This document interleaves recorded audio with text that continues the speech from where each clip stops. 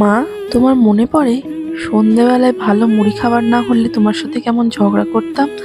এখন দেখো নিজে বানানোর আলসেমিতে 1 কাপ গ্রিন টি দিয়েই সন্ধেবেলা টিফিনটা কিরকম সেরে নিই।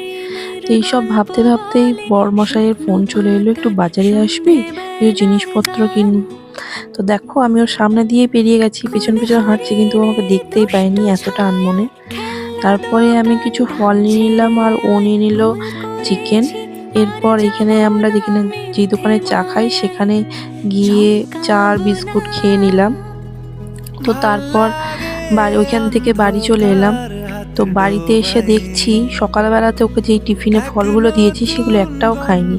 আমার তো গেল মাথাটা গরম হয়ে, একটু চিৎকার চেঁচামেচি করার সঙ্গে সঙ্গে ও ব্যাগ থেকে আমাকে এটা বার করে দিল।